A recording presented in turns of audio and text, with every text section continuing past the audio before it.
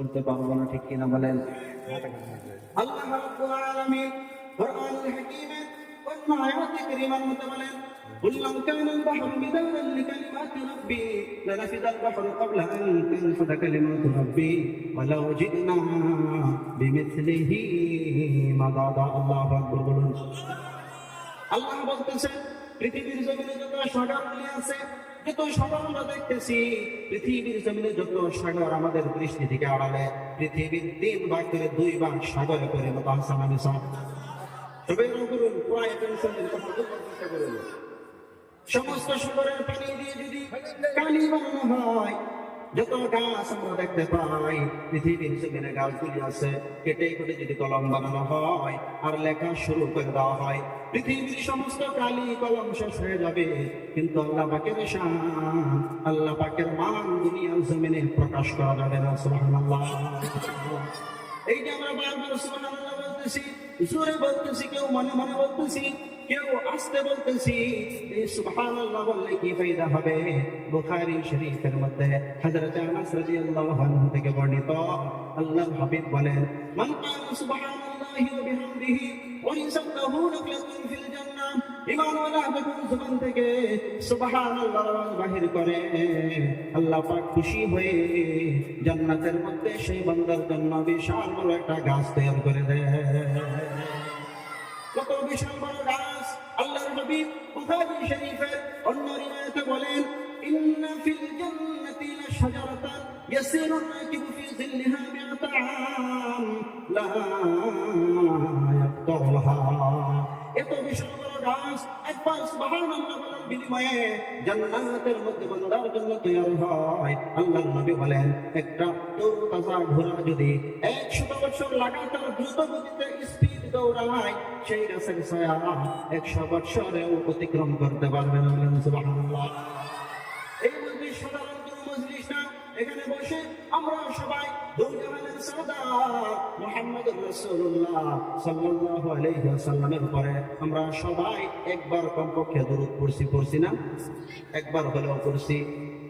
তিরমিজি শরীফের রিওয়ায়াত, আল্লাহর হাবিব বলেন, আমার উম্মত যখন আমার উপরে দরুদ পাঠায়, যেই কোনো দরুদ আপনি পড়েন, আপনার 2টা ঠোঁট একসাথে হবে কিনা বলেন?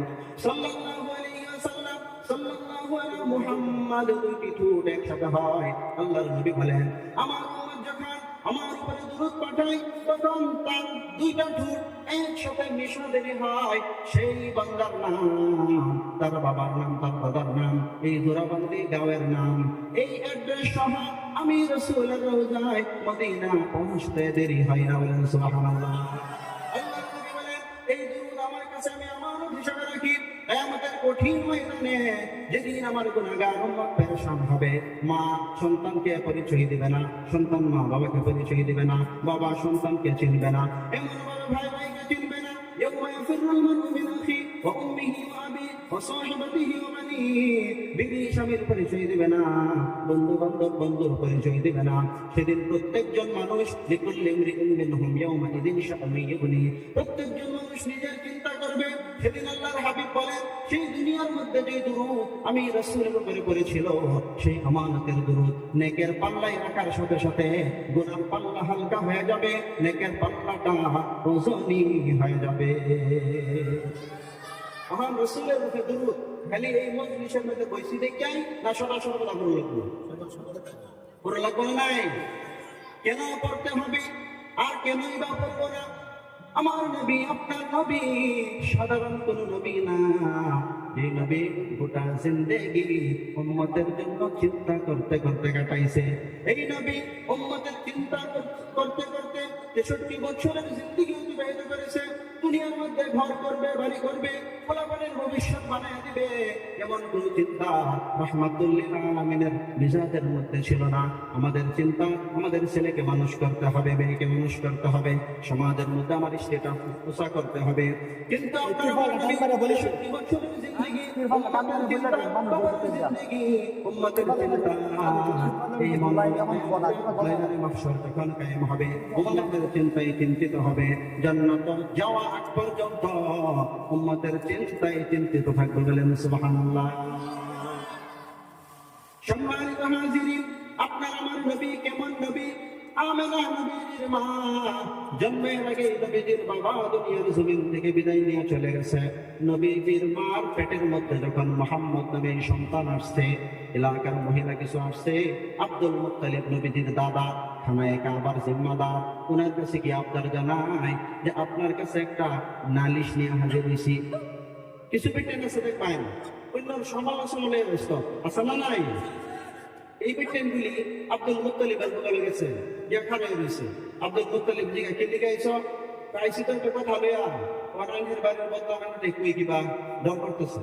কথা বলতে মাকবুল বলে গেছে রাখার গেছে, এই যে কও কি লিখা আই যদি কত কও।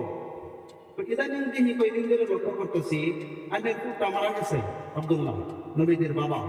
তখন আন্নের পুত্রের বউ রাস্তাটা ঘুরে গাড়ি করে যায়, কত পানি আনে বাড়ির সরকারিরা একেবারে মই হয়ে গেছে, দামি দামি খুশবু লাগা, বিধবা বেটে লেগেছে, এটা ঠিক না।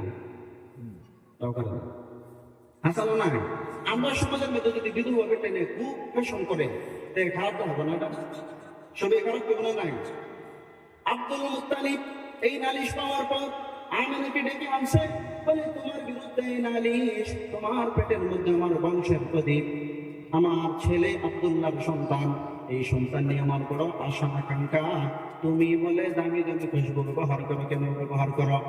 আমেনা এই বদনাম শোনার পর চক্ষু থেকে পানি বাহির হয়ে গেছে, বলে আব্বাজান আমি খুশবু কেমনে ব্যবহার করব? আমার কাছে কোনো টাকা পয়সা নাই, আমি তো বাহিরে যাই না, কেউ আমার সাথে কোনো যোগাযোগ নাই, খুশবু কোথা থেকে ব্যবহার করব? কিন্তু একটা কথা হাসা, যেদিন থেকে আমার এই সন্তান আমার পেটের ভিতরে আসছে, সেই দিন থেকে প্রতিদিন আদম আলাইহিস সালামের বিবি হাওয়া, ফিরাউনের বিবি আসিয়া, ঈসা আলাইহিস সালামের মা মারিয়াম, ইসমাইলের মা হাজারা, ইসহাক আলাইহিস সালামের মা বিবি সারা প্রতিদিন আমাকে সালাম জানায়।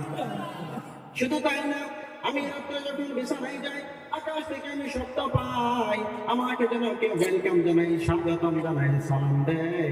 জিজ্ঞেস করি তোমরা কারা? বলে আমরা আল্লাহর রহমতের ফেরেশতা, জান্নাতের হুর গিলমান। সুবহানাল্লাহ।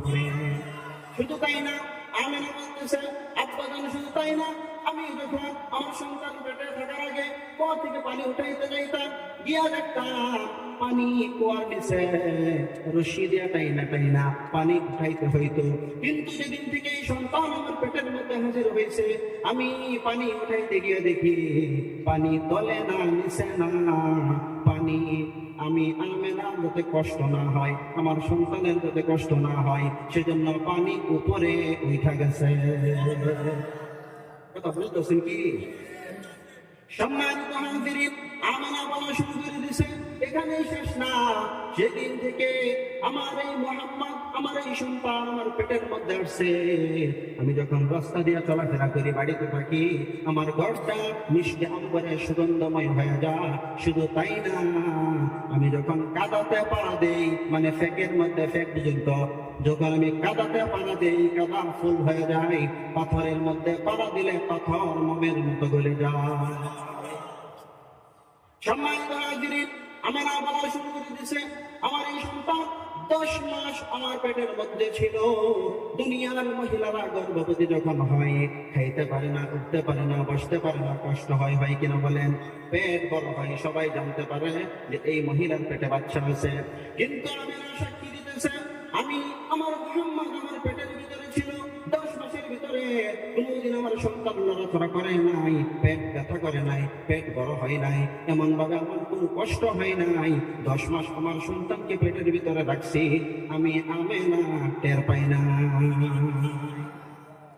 সম্মানিত হাজিরিন, এবার আমেনা বলতেছে, দুনিয়ার মহিলারা যখন সন্তান প্রসব করে দুনিয়ার মধ্যে আসে, তখন সন্তান রক্ত মাখা অবস্থায় আসে, আসার পরে নাক কাটতে হয়। কথা বলতেছি, সন্তান যখন দুনিয়ার মধ্যে আসে তখন রক্ত অবস্থায় আসে, আসার পরে তার নাক কাটতে হয়, ঘরের মধ্যে বদবু ফেলে, দুর্গন্ধ ফেলে, ঘরটাকে ক্লিন করতে হয়, সাফাই করতে হয়।